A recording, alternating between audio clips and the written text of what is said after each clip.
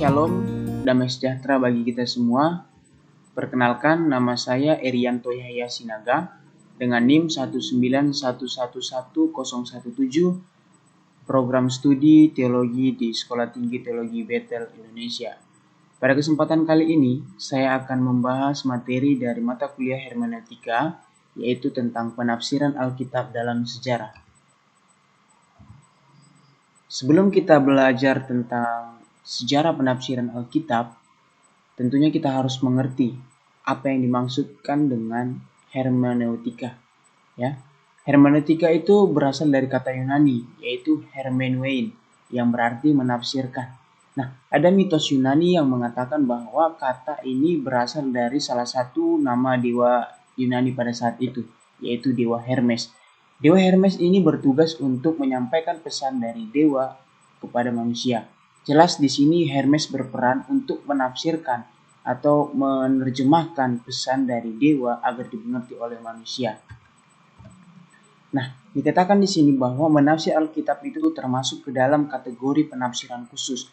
Muncul pertanyaan, mengapa menafsir Alkitab disebut sebagai penafsiran yang khusus? Karena saat kita menafsirkan Alkitab, kita memerlukan kajian-kajian yang benar pula agar kita dapat memperoleh makna yang benar. Dan bukan hanya menggunakan kajian yang benar, kita juga harus sesuai dengan tuntunan Roh Kudus dalam menafsirkan Alkitab. Kita tidak boleh sembarangan tanpa tuntunan Roh Kudus dalam menafsirkan Alkitab. Ya jelas berbeda dengan saat kita membaca atau memahami atau menafsirkan sebuah surat dari teman kita, dari keluarga kita, ataupun dari artikel-artikel lainnya. Karena saat kita membaca sebuah artikel, dengan logika saja mungkin kita sudah memperoleh makna yang terkandung di dalamnya. Itulah perbedaannya dengan saat kita menafsirkan Alkitab, teman-teman. Ya, dalam penafsiran terdapat dua hal yang perlu diperhatikan. Yang pertama adalah konsepsi dan yang kedua itu adalah interpretasi. Yang pertama konsepsi. Dalam Kamus Besar Bahasa Indonesia, konsepsi diartikan sebagai sebuah pengertian, pendapat atau paham yang telah ada di dalam pikiran. Nah, ini berarti bahwa saat kita membaca teks, namun kita udah memiliki konsep tersendiri dalam pemikiran kita. Ya, kita udah memiliki standing position saat kita membaca sebuah teks mengenai teks tersebut, teman-teman. Kemudian yang kedua itu adalah interpretasi. Ya, dalam Kamus Besar Bahasa Indonesia, interpretasi diartikan sebagai memberi pendapat atau pandangan teoritis terhadap sesuatu. Nah, teman-teman, saat kita telah membaca sebuah teks Alkitab atau sebuah artikel, ya, kita itu akan memberikan pendapat kita. Ya, itulah yang disebut dengan interpretasi. Bisa saja sesuai dengan konsep awal kita berpikir atau bisa saja berubah sesuai dengan apa yang terkandung di dalam teks Alkitab tersebut. Ya teman-teman, kita akan masuk ke dalam pembahasan kita yang inti, yaitu hermeneutika dari masa ke masa. Kita akan membahas 3 topik perkembangan penafsiran Alkitab. Yang pertama itu di masa lampau, abad pertengahan dan reformasi, kemudian di masa kini. Permulaan sejarah penafsiran. Penafsiran Alkitab dapat kita lihat yaitu dimulai dalam Perjanjian Lama dari pekerjaan Imam Ezra setelah pembuangan di Babel. Dalam Nehemia 8 ayat 9 berkata bahwa bagian-bagian daripada kitab itu, yakni Taurat Allah, dibacakan dengan jelas dengan diberi keterangan-keterangan sehingga pembacaan dimengerti. Nah, kata memberi keterangan-keterangan di sini teman-teman itu merujuk kepada sebuah penafsiran karena bertujuan agar maknanya dapat dimengerti oleh pembacanya. Kemudian berlanjut sampai kepada penafsiran pada masa Yesus dan rasul-rasul. Nah teman-teman, pada zaman Kristus berjalan penafsiran Yahudi. Yaitu para penafsir Yahudi setuju bahwa Alkitab mewakili kata-kata Allah. Dan bahwa kata-kata ini sangat bermakna bagi orang-orang percaya. Teman-teman, menurut penafsir Yahudi ada 4 jenis penafsiran pada masa itu. Yang pertama, yaitu adalah penafsiran secara literal, yaitu memahami Alkitab dari artinya yang lurus atau memahami arti harfiah, pemahaman literal dari apa yang tertulis di Alkitab. Yang kedua adalah midrasik. Dalam tahap ini kita mencari arti yang komparatif. Apa artinya komparatif? Yaitu makna yang lebih dalam yang diperoleh dari satu bagian ayat di Alkitab dengan membandingkan dengan kata-kata dan kontennya di ayat-ayat yang lain. Yang ketiga itu adalah peser. Peser ini menekankan bahwa kitab suci memiliki dua tingkatan, yaitu pengetahuan terbatas dan pengetahuan yang tersembunyi. Dan yang terakhir itu adalah alegoris, teman-teman. Alegoris ini tuh berusaha memahami isi Alkitab dalam makna simbolisnya. Memahami arti alegoris artinya pemahamannya itu di luar arti harfiah dari yang tertulis di Alkitab. Kemudian kita masuk ke dalam hermeneutika pada masa lampau. Pada masa lampau, hermeneutika itu dipengaruhi oleh gereja mula-mula dan juga sekolah-sekolah yang mendominasi pada saat itu. Ya, karena Alkitab adalah cabang ilmu khusus dalam penafsiran, maka ada 4 pendekatan terhadap penafsiran Alkitab seperti yang udah saya jelaskan di slide sebelumnya. Yang kedua itu adalah dominasi sekolah-sekolah. Ya, pada saat itu sekolah-sekolah juga berperan dalam melahirkan beberapa orang penting atau yang sering disebut dalam orang Kristen itu adalah bapak-bapak gereja di dalam penafsiran Alkitab.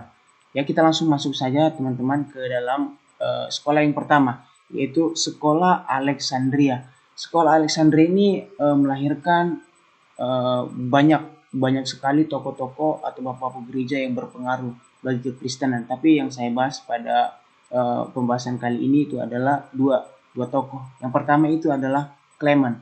Ya, Clement ini adalah tokoh yang membuat teori bahwa Alkitab memiliki makna harfiah dan rohani, tetapi Alkitab itu menyembunyikan makna sejatinya.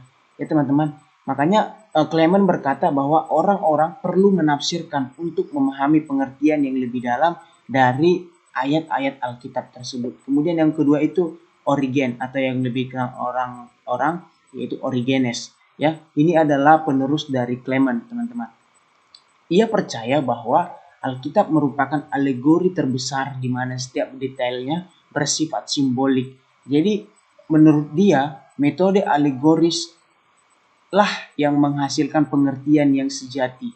Itu kita harus mengkaji lebih dalam dari ayat-ayat tersebut karena menurut mereka bahwa ayat-ayat Alkitab itu menyembunyikan makna sejatinya dan hanya bersifat simbolik. Yang kedua itu adalah sekolah Antioquia di Syria.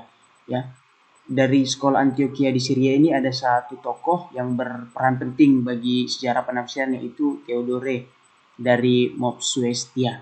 Ya, kelompok di sekolah Antioquia ini bertentangan dengan sekolah Alexandria. Mengapa bertentangan? Karena aliran Alexandria seperti yang saya tekankan tadi bahwa mereka menekankan pendekatan yang alegoris. Sementara aliran di sekolah Antioquia lebih mengarah kepada pendekatan historisnya, kepada pendekatan harfiahnya, yang dimana kelompok ini dipercaya bahwa makna rohani sebuah peristiwa tersirat di dalam peristiwa itu tersendiri. Maksudnya dari perkataan ini adalah bahwa makna dari ayat teks Alkitab yaitu ada tersirat di dalam kejadian-kejadian atau peristiwa-peristiwa di dalam ayat tersebut. Ya, sekolah yang ketiga itu adalah sekolah barat. Sekolah barat ini menghasilkan satu tokoh yang sangat berpengaruh bagi dunia kekristenan, yaitu Agustinus. Ya, Agustinus ini adalah pencetus hermeneutika barat. Ia adalah tokoh yang meletakkan sejumlah peraturan terkait eksposisi Alkitab.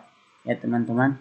Saat dia menjelaskan metode-metode penafsiran, Agustinus menyatakan bahwa setiap orang yang mempelajari kitab suci yang diberikan Allah harus melatih diri agar sesuai dengan hukum kasih di dalam Matius 22 ayat 37 sampai dengan 40.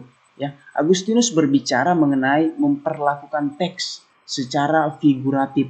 Yang ia maksudkan adalah mencari arti sekunder atau yang tersembunyi di balik kata-kata dan pernyataan-pernyataan sebenarnya dari teks kitab suci atau teks Alkitab. Ya, selanjutnya kita akan membahas tentang abad pertengahan. Pada abad pertengahan ini muncul dua aliran utama di dalam tubuh gereja, yaitu aliran skolastik dan aliran mistik. Terdapat perbedaan yang sangat signifikan dari dua aliran ini, yang dimana yang pertama itu aliran skolastik, yaitu aliran ini adalah aliran yang mencampurkan filsafat non-Kristen ke dalam teologi dan hanya mengandalkan rasio manusia sebagai alat untuk mengerti firman Tuhan. Jadi saat menafsirkan Alkitab, mereka mencampurkan filsafat non-Kristen ke dalam teologi orang Kristen. Yang kemudian yang kedua, aliran mistik, yaitu aliran ini mengutamakan perenungan pribadi, di mana kehidupan biara dan doa sangat diperlukan agar dapat menemukan makna dari kitab suci tersebut, ya teman-teman. Nah, selanjutnya ada tokoh yang bernama John Cassian. Ya, tokoh ini memetakan jalur penafsiran yang diikuti dari Agustinus. Menurutnya, penafsiran Alkitab dimaksudkan untuk memelihara iman, harapan, dan cinta, serta mencapai tujuan dari teks tersebut. Ya teman-teman, jika kita masukkan ke dalam metode-metode penafsiran, yaitu tentang dia memiliki ada 4, yaitu literal, alegoris, tropologis, dan anagogis. Yang dimana literal itu bertujuan untuk mencapai tujuan dari teks tersebut, alegoris itu untuk meningkatkan iman, tropologis itu untuk memelihara cinta, dan anagogis itu untuk meningkatkan harapan. Kita boleh ambil satu contoh dari kata kota Yerusalem yang secara umum, secara literal dipahami sebagai kota Yahudi, ya. Namun secara alegoris dinyatakan sebagai gereja Kristus. Lalu jika dinyatakan secara tropologis, dinyatakan sebagai jiwa pria dan wanita.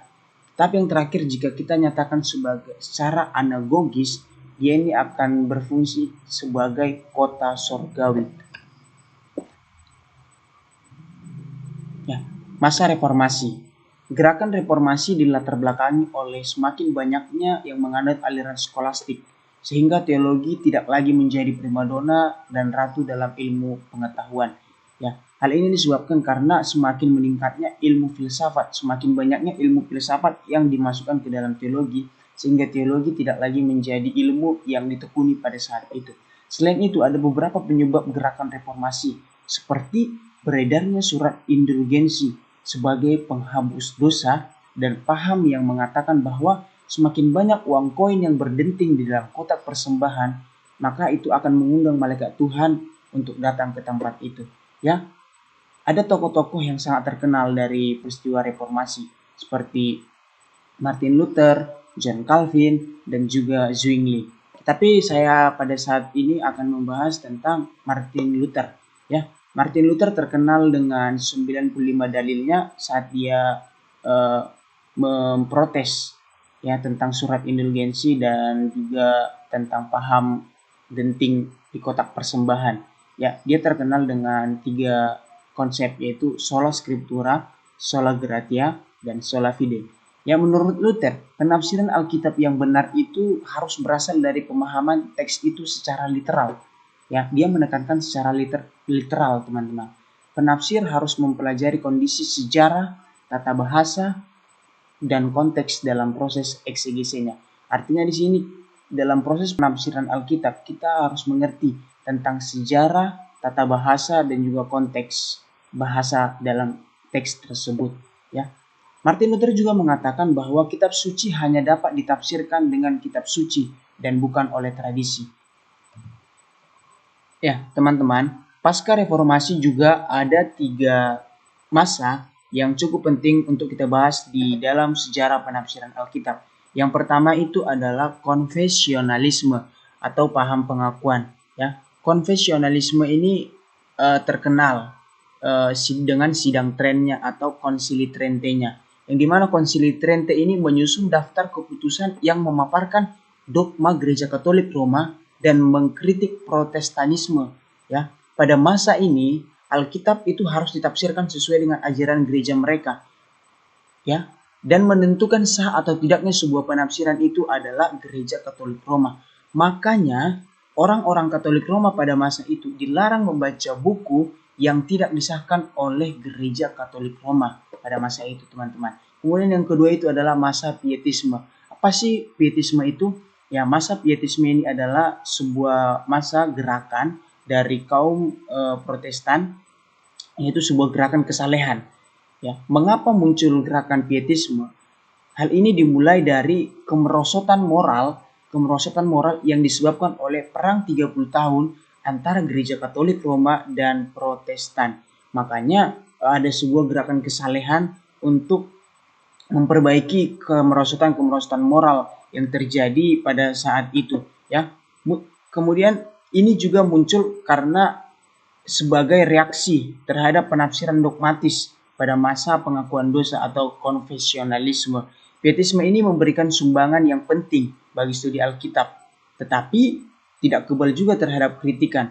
Banyak tokoh-tokoh pietis yang menyingkirkan dasar gramatikal historis dan justru bergantung pada penerangan batin atau urapan yang maha kudus. Ya, hal ini terjadi karena sejarah kemerosotan moral yang tadi. Jadi orang-orang masa pietisme ini itu hanya bergantung kepada perenungan pribadi atau kepada penerangan batin gitu ya teman-teman. Kemudian yang ketiga yaitu adalah rasionalisme. Rasionalisme ini adalah posisi filosofis yang menerima penalaran sebagai satu-satunya otoritas untuk menentukan pendapat atau arah tindakan seseorang. Muncul sebagai posisi penting selama periode ini dan segera memiliki dampak yang luas pada teologi dan hermeneutik ataupun penafsiran. Ya teman-teman, penafsiran di sini itu memiliki dampak yang luas pada masa rasionalisme ini. Rasionalisme ini mengedepankan bahwa pengetahuan itu valid, ya. Pengetahuan yang valid itu hal yang bisa ditangkap oleh panca indera saja. Ini mengakibatkan orang-orang pada saat itu mengesampingkan pewahyuan dan hanya mengutamakan penalaran saja. Ya teman-teman, kita masuk ke masa kini. Ya, setelah kehancuran dunia akibat Perang Dunia Kedua, ya hal ini membuat masyarakat lebih memperhatikan kembali atau flashback kepada apa yang menjadi makna spiritual dan makna rohani. Ya. Karl Barth berusaha untuk mengembalikan ortodoksi Alkitab dan penafsirannya, sehingga banyak bermunculan berbagai jenis penafsiran di masa kini. Ya, kita dapat melihat ini adalah contoh-contohnya. Yang pertama itu adalah demitologisasi. Ya, ini adalah paham yang disampaikan atau dicetuskan oleh Rudolf Bultmann.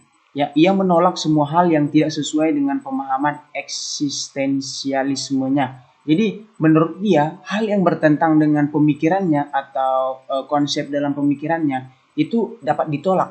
Ya, semua penafsiran-penafsiran yang di luar pemahamannya itu dapat ditolak, teman-teman. Kemudian yang kedua itu adalah paham dekonstruksi. Ya, ini disampaikan oleh Derrida. Ya, paham ini menolak kemampuan teks yang bisa atau memang merujuk pada sesuatu hal. Sebab paham ini percaya bahwa bahasa dalam teks bersifat metaforis dan bukan referensial, teman-teman. Kemudian yang ketiga itu adalah hermeneutik dalam kekristenan ortodoks. Paham ini di mana para penafsir terus percaya bahwa Alkitab itu berisi pewahyuan Allah tentang dirinya sendiri, baik perkataan dan tindakan Allah kepada umat manusia. Oke, kita masuk kepada bapak hermeneutika modern, yaitu Friedrich Schleiermacher. Ya teman-teman, ia mencetuskan ide universal hermeneutik yang mengatakan bahwa teks Alkitab sepatutnya diperlakukan sebagaimana teks-teks lain yang dikarang oleh manusia, ya. Jadi dia tidak ada membedakan bagaimana kita menafsirkan Alkitab dengan menafsirkan teks-teks lain yang dikarang oleh manusia. Ia memperkenalkan metode interpretasi gramatikal dengan cara kosakata dan sejarah usia penulis bersama-sama membentuk keseluruhan dari mana tulisan-tulisannya harus dipahami sebagai sebuah bagian.